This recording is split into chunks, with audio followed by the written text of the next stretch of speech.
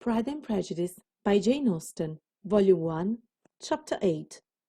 At 5 o'clock, the two ladies retired to dress, and at 6:30 Elizabeth was summoned to dinner. To the civil inquiries which then poured in, and amongst which she had the pleasure of distinguishing the much superior solicitude of Mr. Bingley's, she could not make a very favourable answer. Jane was by no means better. The sisters, on hearing this, repeated 3 or 4 times how much they were grieved, how shocking it was to have a bad cold, and how excessively they disliked being ill themselves, and then thought no more of the matter. And their indifference towards Jane, when not immediately before them, restored Elizabeth to the enjoyment of all her original dislike. Their brother, indeed, was the only one of the party whom she could regard with any complacency. His anxiety for Jane was evident, and his attention to herself most pleasing, and they prevented her feeling herself so much an intruder as she believed she was considered by the others. She had very little notice from any but him. Miss Bingley was engrossed by Mr. Darcy, her sister scarcely less so. And as for Mr. Hurst, by whom Elizabeth sat, he was an indolent man, who lived only to eat, drink, and play cards, who then he found her prefer a plain dish to a ragout, and nothing to say to her. When dinner was over, she returned directly to Jane, and Miss Bingley began abusing her as soon as she was out of the room. Her manners were pronounced to be very bad indeed, a mixture of pride and impertinence.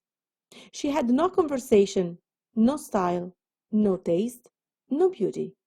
Mrs. Hurst thought the same, and added, "She has nothing, in short, to recommend her, but being an excellent walker. I should never forget her appearance this morning. She really looked almost wild." "She did, indeed, Louisa. I could hardly keep my countenance. Very nonsensical to come at all. Why must she be scampering about a country because her sister had a cold? Her hair so untidy, so blowsy. Yes, and her petticoat. I hope you saw her petticoat, 6 inches deep in mud, I'm absolutely certain. And the gown, which had been let down to hide it, not doing its office." "Your picture may be very exact, Louisa," said Bingley, "but this was all lost upon me. I thought Miss Elizabeth Bennet looked remarkably well when she came into the room this morning. Her dirty petticoat quite escaped my notice." "You observed it, Mr. Darcy, I'm sure," said Miss Bingley, "and I'm inclined to think that you would not wish to see your sister make such an exhibition." "Certainly not. To walk 3 miles, or 4 miles, or 5 miles, or whatever it is, above her ankles in dirt, and alone, quite alone. What could she mean by it? It seems to me she shew an abominable sort of conceited independence, a most country town indifference to decorum." "It shews an affection for her sister. That is very pleasing," said Bingley. "I'm afraid, Mr. Darcy," observed Miss Bingley, in a half-whisper, "that his adventure has rather affected your admiration of her fine eyes." "Not at all," he replied. "They were brightened by the exercise." A short pause followed his speech, and Mrs. Hurst began again. "I have an excessive regard for Jane Bennet. She is really a sweet girl, and I wish with all my heart she were well settled. But with such a father and a mother, and such low connections, I'm afraid there is no chance of it." "I think I've heard you say that the uncle is an attorney in Meryton." "Yes, and I have another who lives somewhere near Cheapside." "That is capital," added her sister, and they both laughed heartily. "If they had uncles enough to fill all Cheapside," cried Bingley, "it would not make them one jot less agreeable." "But it must very materially lessen their chance of marrying men of their consideration in the world," replied Darcy.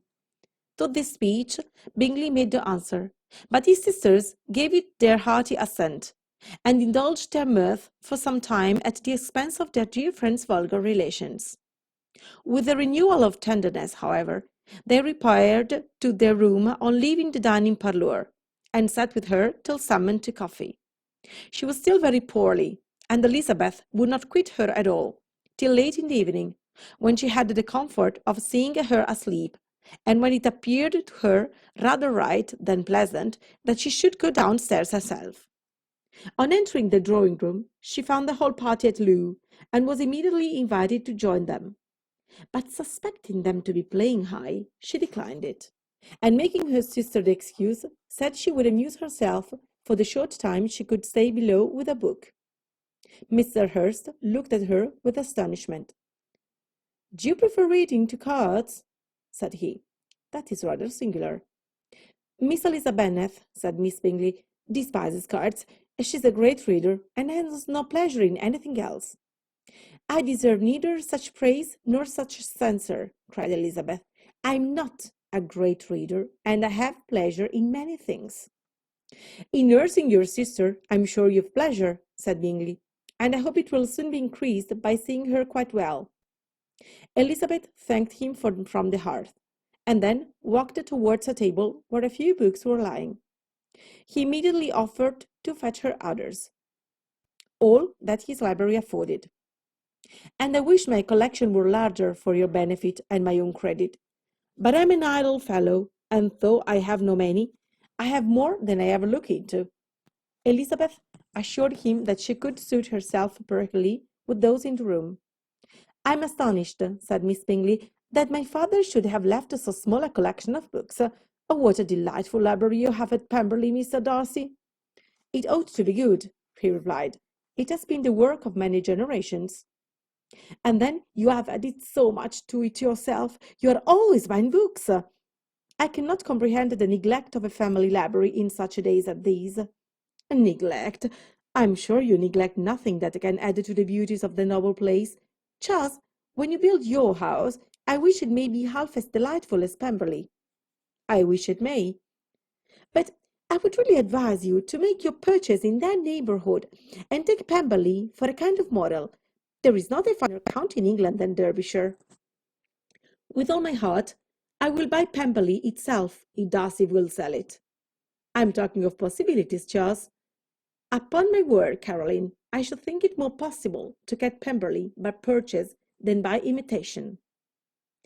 Elizabeth was so much caught by was past as to leave her very little attention for her book, and soon, laying it wholly aside, she drew near the card table, and stationed herself between Mr. Bingley and his eldest sister to observe the game.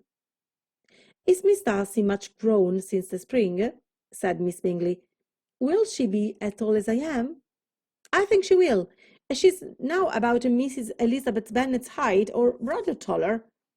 "How I long to see her again! I never met with anybody who delighted me so much. Such a countenance, such manners, and so extremely accomplished for her age.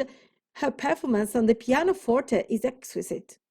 "It is amazing to me," said Bingley, "how young ladies can have patience to be so very accomplished as they all are." "All young ladies accomplished!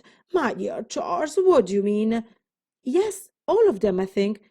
They all paint tables, cover screens, and net purses. I scarcely know any who cannot do all of this. And I'm sure I never heard a young lady spoken of for the first time, without being informed that she was very accomplished." "Your list of the commonest extent of accomplishments," said Darcy, "has too much truth.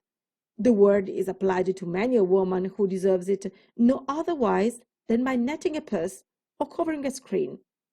But I'm very far from agreeing with you in your estimation of ladies in general. I cannot boast of knowing more than half a dozen, in the whole range of my acquaintance, that are really accomplished." "Nor I, I'm sure," said Miss Bingley. "Then," observed Elizabeth, "you must comprehend a great deal in your idea of an accomplished woman." "Oh, yes, I do comprehend a great deal in it." "Oh, certainly," cried his faithful assistant. "No one can be really esteemed accomplished who does not greatly surpass what is usually met with. A woman must have a thorough knowledge of music, singing, drawing, dancing, and the modern languages to deserve the word.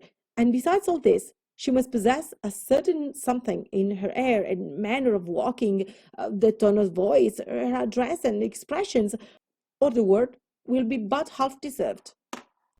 "All these she must possess," added Darcy, "and To not all, she must yet add something more substantial in the improvement of her mind by extensive reading. I'm no longer surprised at your knowing only 6 accomplished women. I rather wonder now at your knowing any. Are you severe upon your own sex as to doubt the possibility of all this? I never saw such a woman. I never saw such capacity and taste and application and elegance as you describe, united. Mrs. Hurst and Miss Bingley both cried out against the injustice of her implied doubt, and were both protesting that they knew many women who answered this description, when Mr. Hurst called them to order, with bitter complaints of their inattention to what was going forward. As all conversation was thereby by an end, Elizabeth soon afterwards left the room. Elizabeth, said Miss Bingley, when the door was closed on her, is one of those young ladies who seek to recommend themselves to the other sex by undervaluating their own. And with many men, I dare say, it succeeds, but, in my opinion, it is a paltry device, a very mean art. Undoubtedly, said Darcy, to whom this remark was chiefly addressed, there is meanness in all the arts which ladies sometimes consent to employ for captivation. Whatever bears affinity to cunning is despicable. Miss Bingley was not entirely satisfied with this reply, as to continue the subject. Elizabeth joined them again soon, only to say that her sister was worse, and that she could not leave her. Bingley urged Mr.